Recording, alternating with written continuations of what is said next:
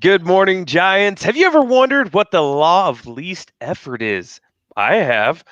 Don't take any effort, stick around.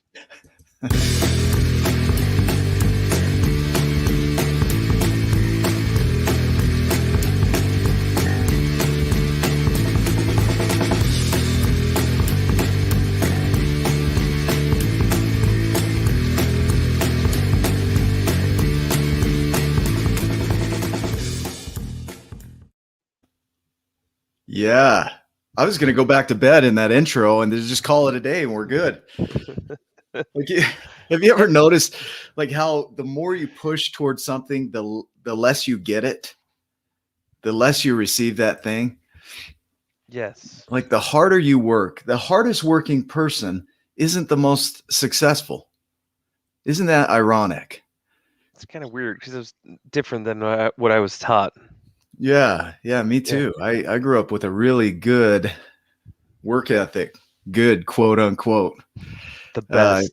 I can work hard, but then I see people just floating around being what I perceive as lazy, just killing it. I'm like, what is going on here? I love So that. I'm going to use a little analogy here to dive into this, but I have no idea where this will go and we'll just let it be. And this will be an example of just letting go. Yeah. So one of the things we try and do is control things. So if you look at nature, imagine an apple tree that produces a single apple and it puts all of its effort into guarding that single apple and it just grows and it's beautiful and it sets it down on the ground and it plants that apple and it's got 5 seeds in it, right? Mm-hmm. That single apple has 5 seeds in it and it sets it down on the ground and it rots away and does nothing. And this tree has put all of its effort into protecting the single apple of like, I got to control this. This is my baby. I'm going to put all my effort into it, sets it down, and it just dies off. And it's like, what the heck? Right? But what apple trees do is a single apple tree will produce anywhere from 400 to 500 apples a season with 5 seeds apiece, which is about 2,500 seeds a season. And it will just dump them. If it were left alone, it will just drop them, right? And it has no concern about how they do. About 30% of those will germinate, which would produce another 750 trees, which would be 375,000 apples, which would lead to a 1.875 million seeds. Whoa. And it would just continue to grow effortlessly because it just drops and lets go and keeps moving. It just keeps being an apple tree. It just keeps producing more seeds, more fruit. It doesn't worry about which ones are going to take off and how it's going to turn out. It just puts seeds into the world, And so, here's what I've heard. Deepak Chopra talks about the law of least effort. And you notice the guys or the gals that are just in the flow produce more than anybody else. And they just go with it. And so force tends to lead to fear, right? When you're forcing something, you're afraid because you want to control that outcome. And I love this. I looked up the word control this morning. Like, what does that mean? Let me see if I can pull it up here. I think it means to arrest, to attach a stake to it. Okay, Contra. It comes from the word contra, which means against, and roll, which means a wheel. So it means against the wheel. That means you're going against the roll, the flow. So to control means to stop it from its natural flow. And the more we try and control things, the less they produce because we're taking them out of their natural flow. And this is very timely. Can't get my screen to shift over. I keep swiping it. That's me trying to control it. Like, I'm going to let it go. We'll just go with this. So you think about the word attach, right? I'm attached to this outcome. I need this to go a certain way. An attachment means to arrest or add a stake or a claim by law to something. So when I'm attached to something, I'm claiming it as mine. And I'm staking it down like this is mine. Boom, I'm attached. And the more you attach to it, the more you control it, The more you control it, the more you try and force it. The more you force it, the more fear you have going on inside of you. And the universe doesn't operate on fear. It operates on a basis of just trusting and letting go. Had a coaching conversation yesterday about a particular product for a guy's business. And there was some fear attached to it. And there was some control that came up inside of that fear. If only this person would do this thing. And it turns out that the fear wasn't in the other person. The fear was in the person saying it. And the more that he can let go, the more likely that thing is to appear in his life.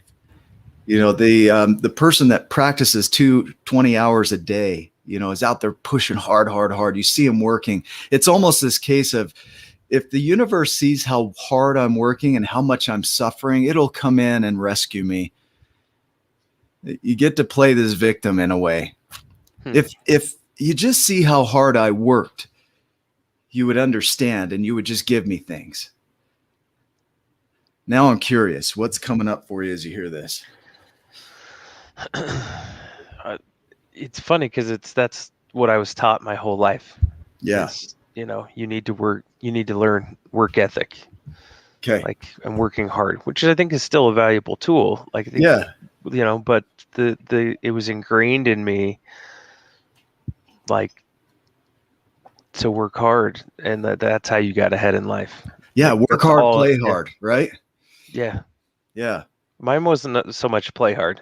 I would work hard and I'd come home and crash. Like, I thought up until I was probably 18, 19, 20 years old, the Labor Day was a day that you proved to the rest of the world how hard you could work. I think it still is. Oh.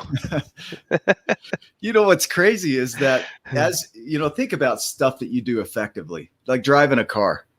You're driving a car and you're just efficient. You don't even think about it. You just drive and you're good at it. Some people aren't. Some people maybe are trying too hard. But the less thought you put into something, the better you perform. And so the more natural you could show up. Here's the thought that I wrote down, and this is from somebody's video I saw this morning. Performance increases as thought decreases. You know, if a baseball player had to think about every step, every time, he would be inefficient in his game. He just goes up there and swings, man. He's so practiced and natural. He just steps into the flow, and if he hits it out of the park, he does. Like Babe Ruth would swing for the fences every time. And I'm not a sports guy, but I love that analogy. Is like, he didn't care. Certain percentage of those are going over the fence, so he would swing for the fences. He also struck out the most too. Yeah, but was considered one of the most successful and beloved players of all time.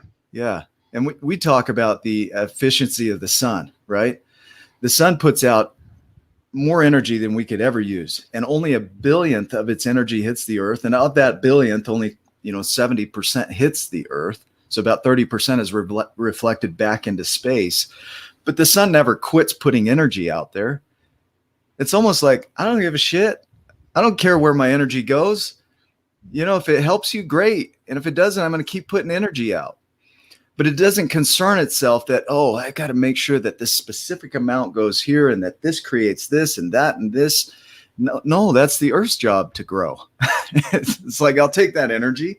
And even the earth goes into the law of efficiency and produces more than enough and then lets it go.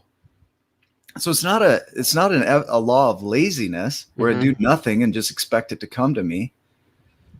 But the law of least effort is, I don't worry about it paying off. I hear like self-responsibility a little bit inside of there is like is letting it go and then being open to like all opportunity at that point.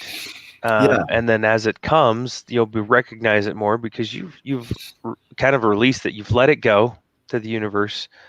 You keep moving forward, keep moving, but trust that, you know what, it's going to fall into line.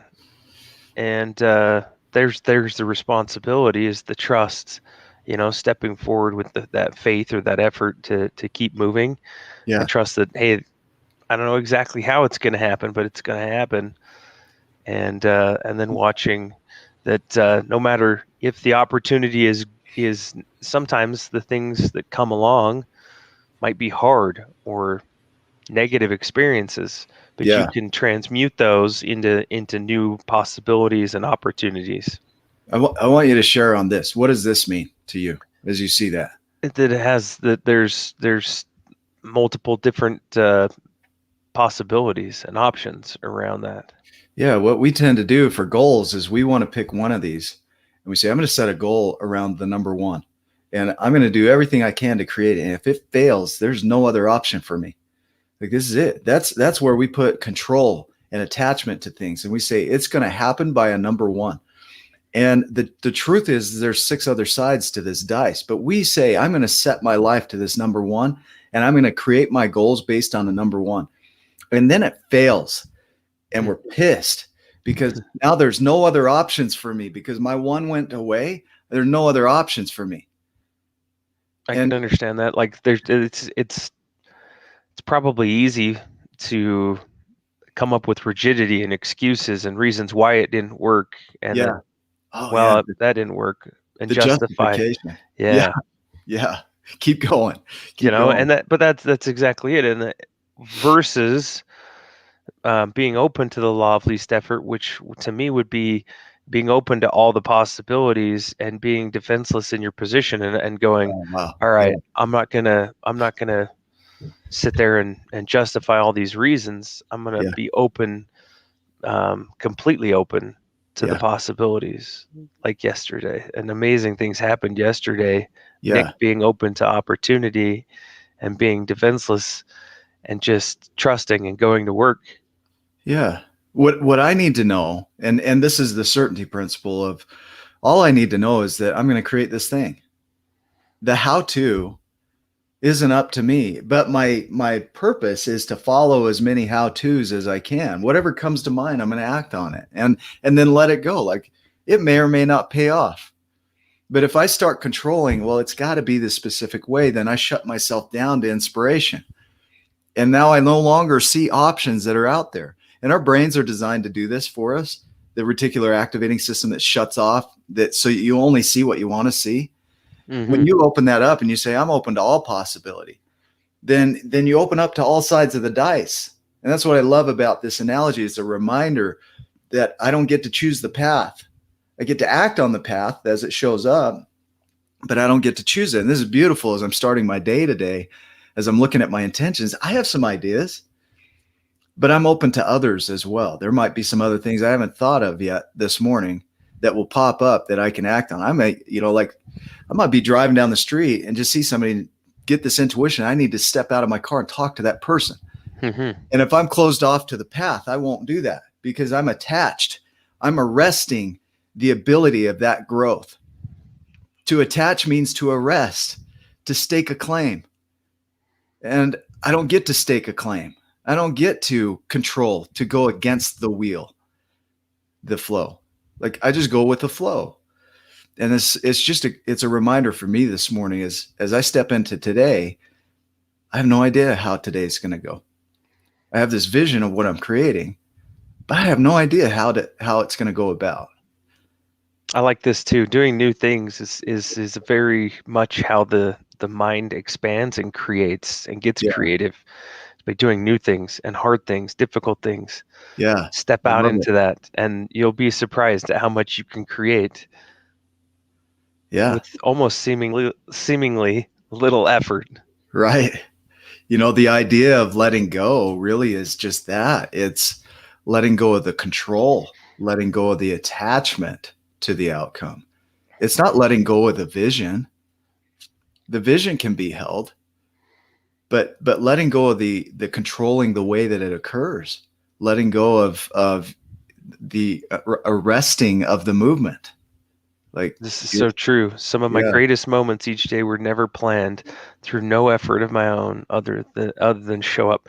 He just showed up, just yeah, moved forward and showed up. And here we yeah. are, Here we are. and So look what happens. It's fun to see. today I'm in a flow. I'm in a flow. I have no idea how today's going to go, but I'm going to act on it all. That's my intention. And just have some fun around it. Isn't life more fun when you let go? Isn't it a little bit more fun when you detach?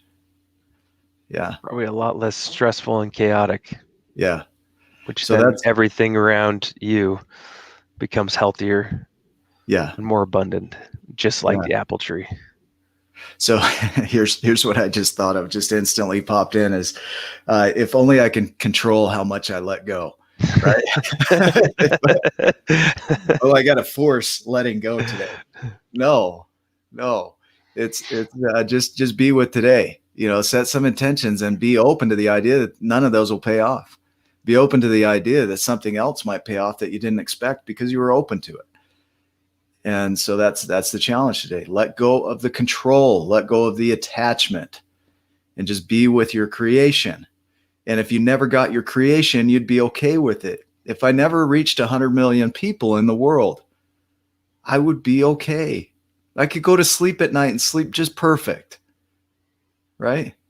Yeah. Perfect. What other thoughts?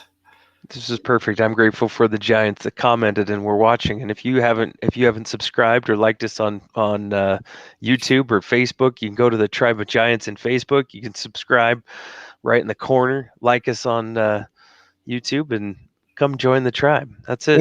Or don't. Or don't. We were both going to say the same thing. Awesome. Awesome, Giants. Love you. Make it a giant day or don't. And we'll see you in the next video. Love you too.